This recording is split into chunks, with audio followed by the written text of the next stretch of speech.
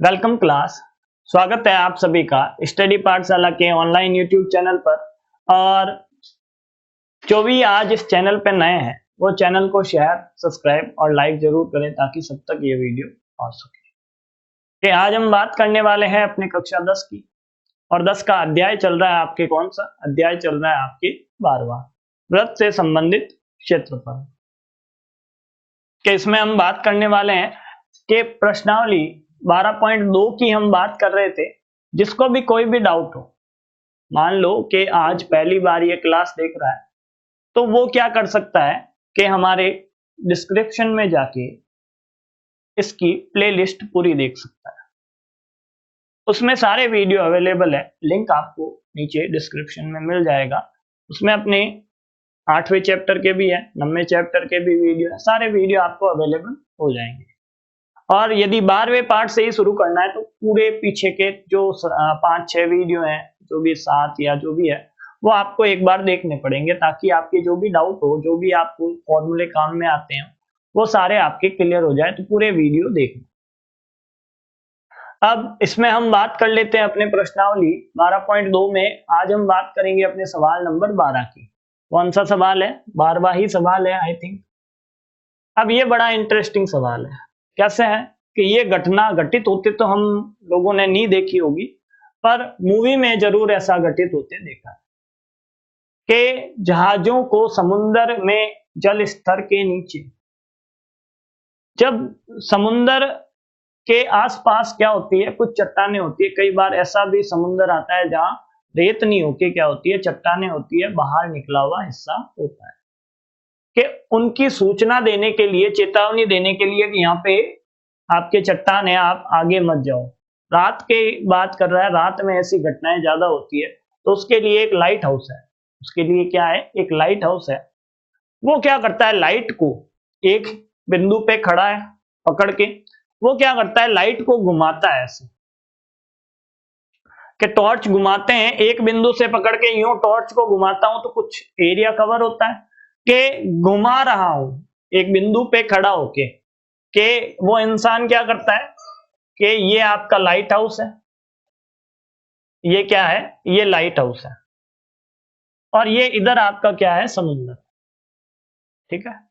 अब ये क्या करता है? पहले यहां पे लाइट मारता है, उसके बाद क्या करता है? यहां पे लाइट मारता है, उसके बाद यहां पे लाइट मारता है। ऐसे ये लाइट करते करते, ऐसे घुमाते घुमाते, इस प्रकार यूं क्या करता है? अपनी लाइट को बार बार घुमाता है।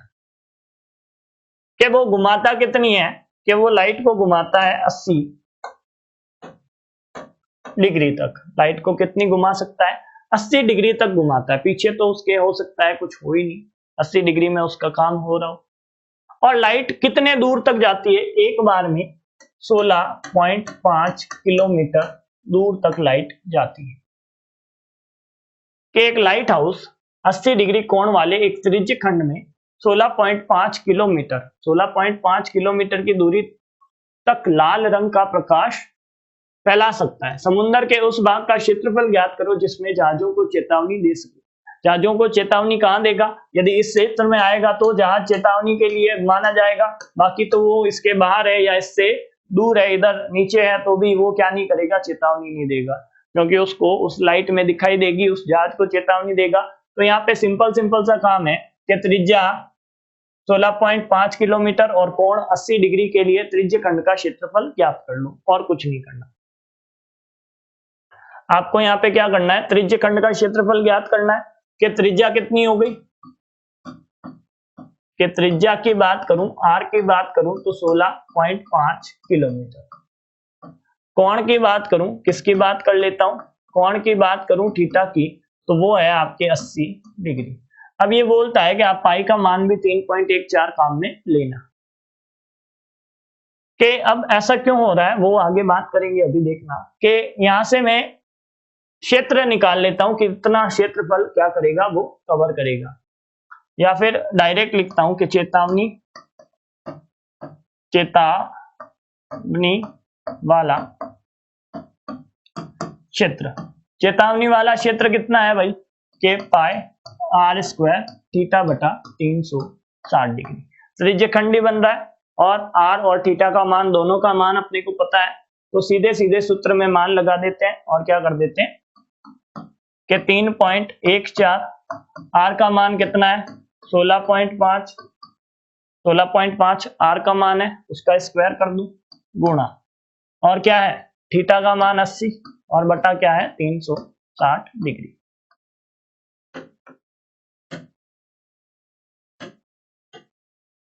ये बात हो गई आपके कि उसके बाद की कहानी क्या है, 0 से 0 कैंसिल, 8 एकम 8 एकम 8, 8 दूनी 16, 8 तीरी 24, 8 चौक 32, तो मतलब यहाँ पे 4 का भाग लगेगा, 8 का नहीं लगेगा। ये 4 का भाग 2 बार और यहाँ पे कितने बार के 4 नम 36, 9 बार। ये कहानी हो गई आपकी के, और आगे देखूं के 3.14 गुणा 16.5 गुणा 16.5 गुणा 2 और बटा 9, 2 बटा 9 अपने को मिलेगा। अब अपने को क्या करना है, इसको गुणा कर देना है। क्या कर देना है, आपस में इसको गुणा कर देना है। जब गुणा करूंगा तो वापस 9 का भाग भी आपको क्या करना पड़ेगा, देना पड़ेगा। तो ये कहानी हम समझते हैं कि कैसे गुणा करें, कैसे भाग करें। दिक्कत अपने को कैलकुलेशन में ही आ रही है सबसे ज्यादा। तो मैं क्या कर देता हूं, इस 16.5 को 2 से गुणा कर लेता हूं। 16.5 को 2 से गुणा करता हूं तो क्या आता है कि 16.5 और 16.5 को जोड़ लेता हूं कि 0 हासिल की 1 और ये आ जाएगा 3 और 2 कि ये आ गया 33। कितना आ गया 33 आ गया भाई। कि इसका मतलब ये हुआ कि ये है 3.14 गुणा, ये 33 का आधा है। किसका आधा है, 33 का आधा है, और ये भी क्या है 33 का आधा है, और क्या हो जाएगा 2 बटा 9 हो जाएगा। सही से दिमाग लगाते हैं तो ऐसी चीजें निकल के आती है। 16 क्या है, 16.5 क्या है, 33 का आधा है। अब यहाँ पे बहुत सारी घटनाएं घटित होगी, 2 से 2 कैंसिल और इस 9 का भाग भी लग जाएगा 11 और 11। अब ये काम तो बड़ा आसान हो गया सर आपके, अब काम हो गया बिल्कुल आसान कि ये हो गया 3.14 गुणा 11 और गुणा 11। बाकी सारी चीजें तो मेरे को लगता है पहले से कट गई है आपकी। क्या हो गई है, बाकी चीजें कट गई है।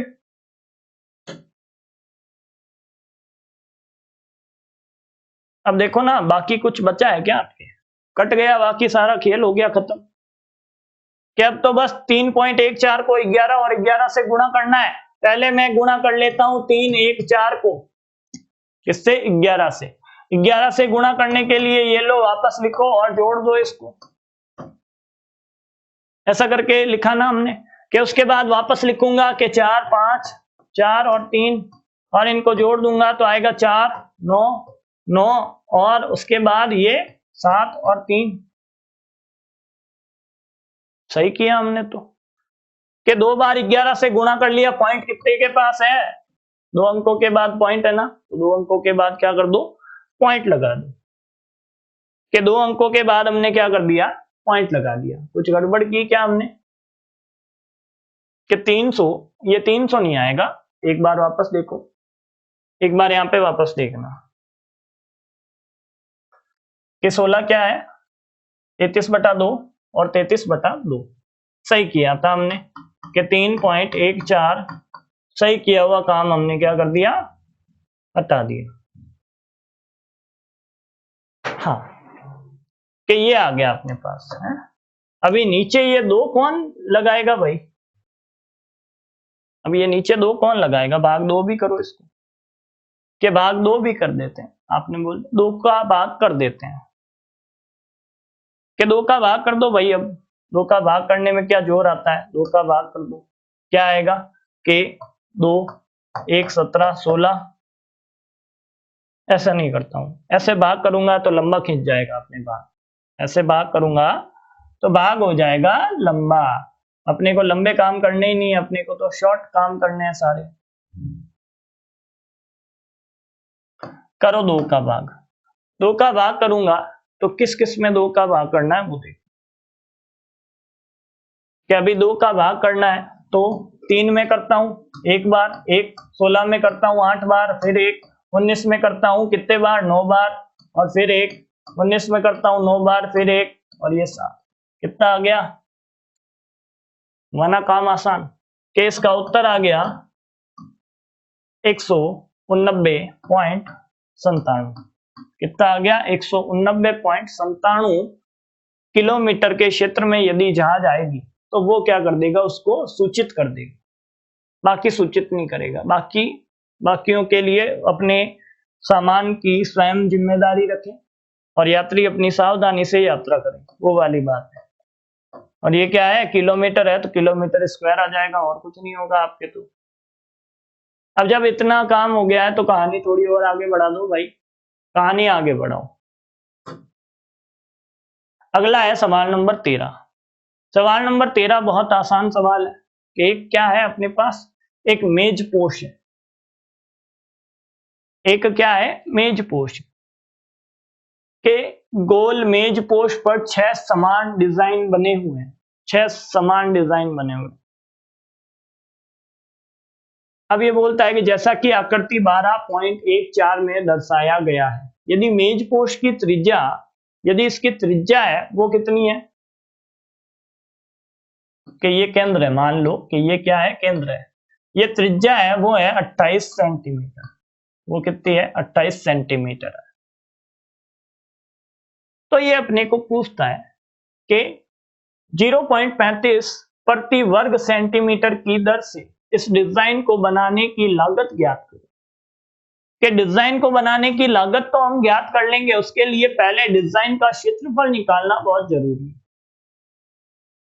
डिजाइन का क्षेत्रफल कितना है भाई, डिजाइन का क्षेत्रफल ये एक प्रकार का क्या है, वृत्तखंड है। ये एक प्रकार का क्या है, आपके वृत्तखंड है भाई, है क्या नहीं है, कि हाँ सर ये वृत्तखंड है।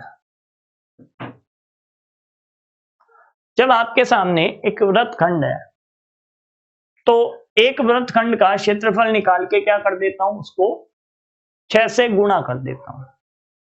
अब आप क्या करते हो कि सभी जो भी आपके इसके अंदर कोने हैं उनको मिला देते हो, सभी कोनों को मिला देते हो तो क्या बनती है आपके, 6 समान त्रिभुज बनते हैं, एक ही तरह के त्रिभुज बनते हैं। और इसके अंदर जो एक त्रिभुज बनता है, इसके अंदर जो एक त्रिभुज बनता है ए बी ओ, वो त्रिभुज कैसा है, समबाहु त्रिभुज है। कैसा है, समबाहु त्रिभुज है। और समबाहु त्रिभुज का क्षेत्रफल क्या होता है भाई, क्षेत्रफल होता है 3/4 भुजा स्क्वायर, ये इसका क्षेत्रफल होता है। या फिर वृत्तखंड का डायरेक्ट अपन क्या कर सकते हैं, फॉर्मूला लगा सकते हैं कि चूंकि यहाँ पे अब हम अपनी बातें लिखेंगे कि त्रिज्या लिख देता हूं पहले, तो त्रिज्या r बराबर है 28 सेंटीमीटर, सेंटीमीटर क्या, सेंटीमीटर है, स्क्वायर स्क्वायर नहीं है भाई, है? कि उसके बाद हम क्या करने वाले हैं कि ये तो हो गया आपके कि 28 सेंटीमीटर। उसके बाद थोड़ा और आगे देखूं तो अपने को वृत्तखंड निकालने के लिए कुछ नहीं चाहिए, अपने को बस ये समझाना है कि ये जो त्रिभुज बना, ये जो त्रिभुज बना वो एक समबाहु त्रिभुज है। क्योंकि मेज पोश, मेज पोश की बात कर रहा है ना ये, मेज पोश में एक सम षट भुज है, जिसको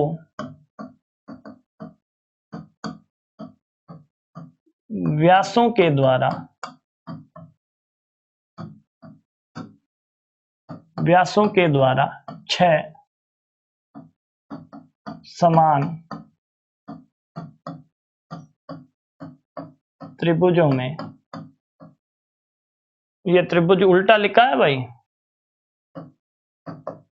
त्रिभुजों में विभाजित किया, जिससे एक जिससे प्रत्येक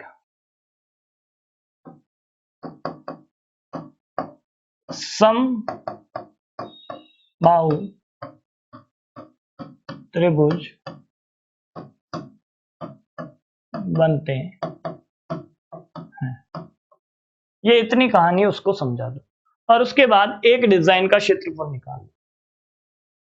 उसके बाद कुछ नहीं करना, डायरेक्ट एक डिजाइन के क्षेत्रफल के ऊपर हमला करना है आपको और कुछ नहीं करना।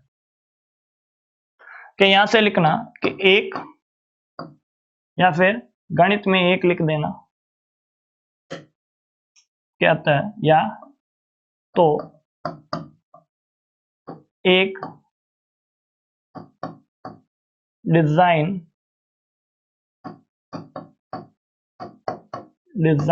का क्षेत्रफल। एक डिजाइन का क्षेत्रफल, एक डिजाइन कैसी है, एक डिजाइन है जो आपको चित्र में दिखाई देती है तो एक वृत्तखंड दिखाई देता है। तो वृत्तखंड का क्षेत्रफल हमने कैसे निकाला था कि त्रिज्य खंड का क्षेत्रफल माइनस त्रिभुज।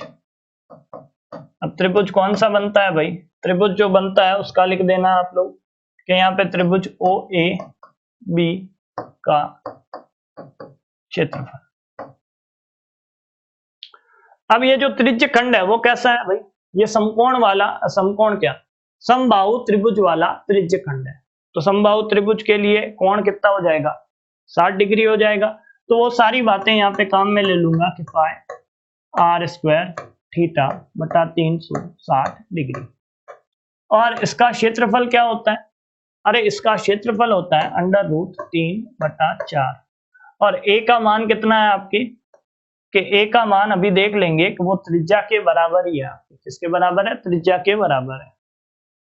इससे आगे देखो आप लोग कि पाई का मान रखेंगे, आर का मान रखेंगे, थीटा का मान रखेंगे और किसका रखेंगे, ए का मान। ए का मान आप लोगों को पता है कि त्रिभुज की भुजा है। किसकी भुजा है, त्रिभुज की भुजा है आपकी। और त्रिभुज की भुजा कितनी थी, अपने क्या मिला था अपने को, ऐसा एक डिजाइन मिली थी, डिजाइन मिली थी ना, जिसके 6 हिस्से थे डिजाइन के, 2 3 4 5 और ये 6, सारे बराबर थे। अभी यहाँ पे चित्र अपने थोड़ा सही नहीं बन रहा है, सारे बराबर थे अपने, सारे बराबर थे। और त्रिज्या कितनी थी इसकी, कि त्रिज्या थी 28, त्रिज्या कितनी थी इसकी, 28 थी। तो हमने बोला था कि ये 6 बराबर त्रिभुजों में बढ़ जाता है, ये पूरा 6 बराबर त्रिभुजों में ये बढ़ जाता है। और एक वृत्तखंड का हम क्या निकाल रहे हैं, क्षेत्रफल निकाल रहे हैं। ये तो कहानी आपको समझ में आ ही गई थी। हमें क्या करना है, यहाँ पे ये मान रखने, मान रखने के लिए आप क्या करोगे कि पाई का मान तो आप रखोगे 22/7, आर का मान आप लोगों को पता है कि क्या है, 28 गुणा 28। उसके बाद थीटा का मान, ये जो त्रिभुज मिला है, हम लोगों ने चर्चा की थी कि ये त्रिभुज है समबाहु त्रिभुज, तो ये कोण मिल जाएगा आपको 60 डिग्री बटा 360 माइनस। अब समबाहु त्रिभुज की भुजा क्या होती है कि जो त्रिज्या है वही सारी भुजाएं हैं आपके, तो ये भी क्या मिलेगा, √3/4 और ए का मान है 28 गुणा 28।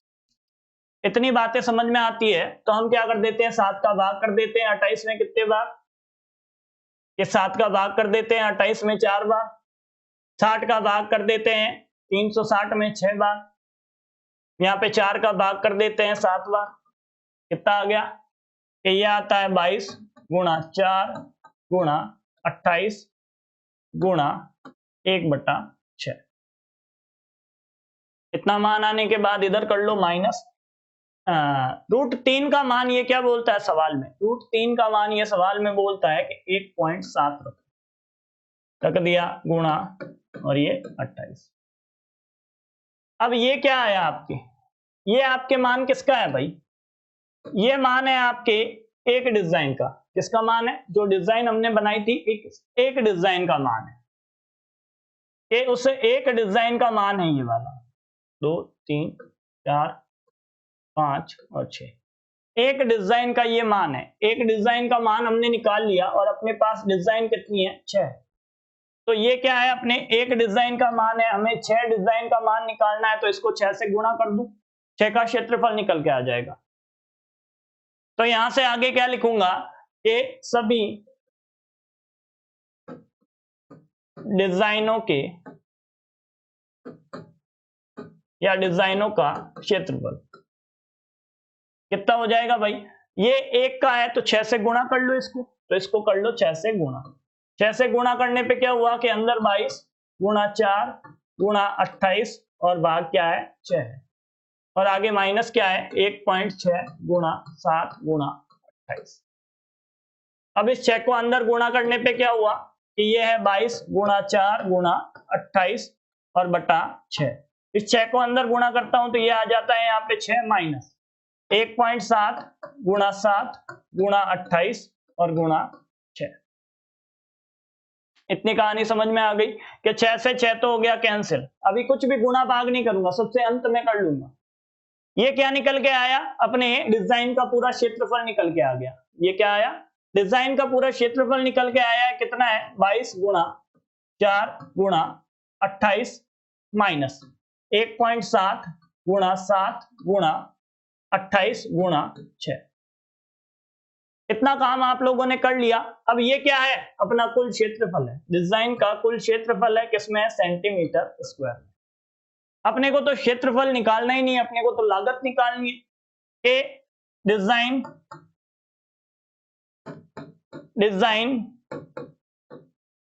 के लिए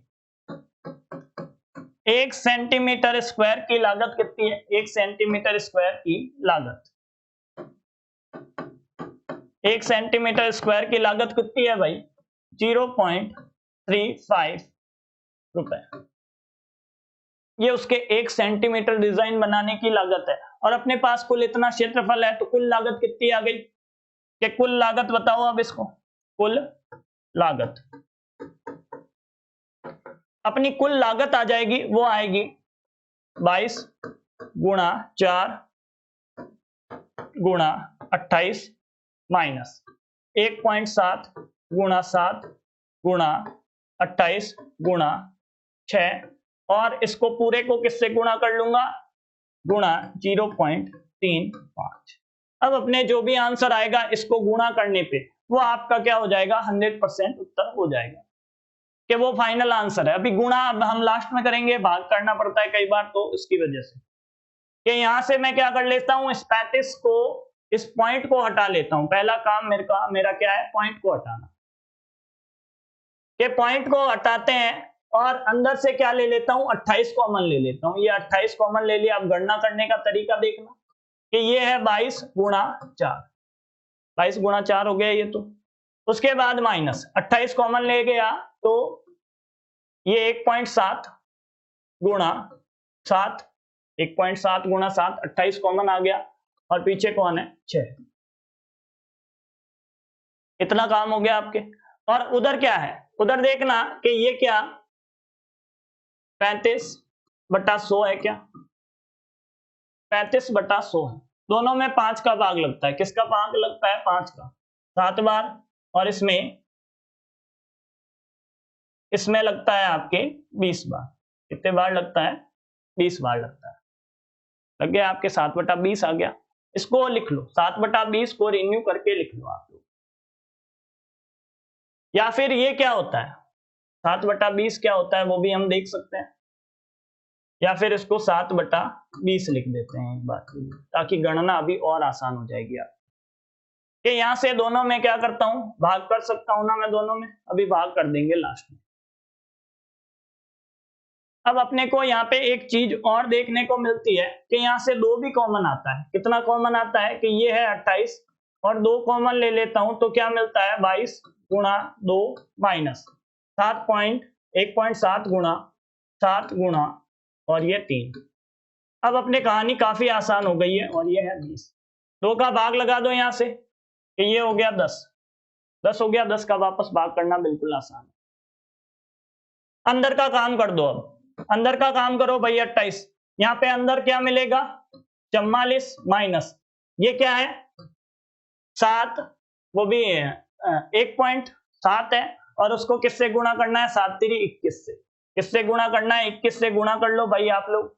21 से गुणा करो, क्या आएगा कि 7 1 और 2 से गुणा गया, 17 दूना 34, कि ये आया 34 के 7 और ये 5, एक बार वापस करो कि ये तो आएगा 17 और 2 से गुणा किया तो 4 3 और ये 3, ये कितना आ गया 35.7। कितना आया आपके 35.7 आया है, इसको लिख लो कितना है 35.7 है। उधर क्या है आपके 7 है और बटा 10 है। इतना काम आसान हो गया आपके। अब इस 35 को 44 से क्या कर लेता हूं, माइनस कर लेता हूं, तो 44 माइनस क्या आया 35.7, तो ये हो जाएगा 0। 3 4 से 1 कम हुआ, 1 इसको दिया तो कितने आए 7, कितने आ गए 7, 7 और 5 8, कितने आ गए 8 आ गए आपके, 8 और 5 13। और उसके बाद इधर क्या बचा, इधर तो आपके 0 बचेगा, तो ये आ गया आपके 8.3। कितना आ गया 8.3 आ गया, 7 बटा 10 और गुणा क्या आ गया 28। इतना काम करने के बाद हम क्या कर देंगे, इसको पूरा गुणा कर देंगे कि अब अपने को क्या करना है, इस पूरे को ऊपर वालों को गुणा कर लो और 10 का भाग करना बिल्कुल आसान काम है। तो गुणा कर लो भाई, देरी किस बात की है, यहाँ पे गुणा कर लो, वो भी मेरे को करवाना पड़ेगा, आप तो मेरे को पता है कुछ करोगे नहीं, सब काम मेरे को करवाने पड़ते हैं। ये 28 का गुणा करवा दो 7 से, कितना आता है 8 7 56, 7 दूनी 14, 14 और 5 19। उसके बाद गुणा करना है आपके 8 और 3 से, पॉइंट बाद में लगा देंगे सबसे लास्ट में, के 6 3 18, हासिल की 1, 9 3 27 और 1 28,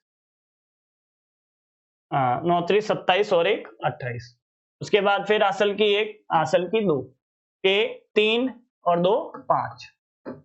अब 8 का गुणा करो के 6 8 48, हासिल की 4, 9 8 की 72, 72 और 4 कितने होते हैं भाई 72 और 4 होते हैं आपके 76, हासिल की 7, 8 और 7 कितने होते हैं 15, ये मिलेगा 8, ये मिलेगा 6, 6 और 6 12, 1 6 और ये क्या मिल गया आपको, कि आपको मिल गया, अभी एक पॉइंट लगाना है ना 8.3 का, तो ये आपको गुणा मिलेगा 1626.8 और भाग क्या है 10 है।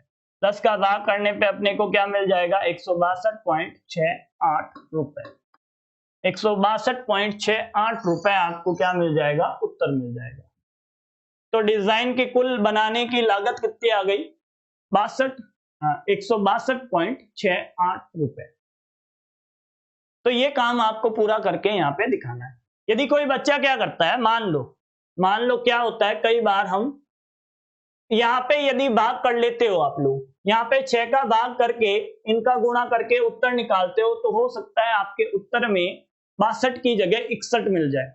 क्या मिल जाए 62 की जगह 61 मिल जाए, तो वो गलती नहीं मानी जाएगी। या फिर हो सकता है पॉइंटों में कुछ गड़बड़ आपको मिले, हो सकता है आप अपने हिसाब से गुणा भाग करो तो पॉइंटों में आपको थोड़ा सा फर्क मिल सकता है, हो सकता है आपके उत्तर 60 के पास भी पहुंच जाए, तो भी आपके उत्तर सही माने जाएंगे, आपकी गणना एकदम सही होनी चाहिए। आइडिया आपको क्या लगाना है वो आप लोग देख लो। आइडिया आपको ये लगाना है कि पहले आप क्या निकालोगे, यहाँ पे ये सूत्र लगाओगे, उस सूत्र को फिर 6 से गुणा करोगे, जो भी क्षेत्रफल पूरा ज्ञात कर लेते हो तो 6 से गुणा करना है, उसके बाद 0.35 से गुणा करना है। पॉइंटों में या 1 2 की मिस्टेक आती है तो वो एकदम सही मानी जाएगी। मान लो किसी के 159 पॉइंट कुछ उत्तर आते हैं, तो वो भी गणना सही की है, आइडिया पूरा सही लगाया है, तो सही माने जाएंगे, गलत नहीं माने जाएंगे। एग्जैक्ट किताब का मिलना जरूरी नहीं है, हो सकता है कोई 2 अंकों तक की गणना करे, कोई 3 अंकों तक की गणना करे, तो उस हिसाब से आपके उत्तर कम ज्यादा आ सकते हैं। तो इसीलिए इस सवाल को पूरा अच्छे से हल करवा के बताया कि यहाँ पे कई प्रकार के उत्तर आ सकते हैं। भाग करने में, गुणा करने में हम क्या करते हैं, अलग अलग तरीके लगाते हैं, और पॉइंटों में क्या होता है, एक पॉइंट की वजह से ही उत्तर गड़बड़ा जाते हैं। तो इतना समय है नहीं कि इसको एक बार और करके बताऊं।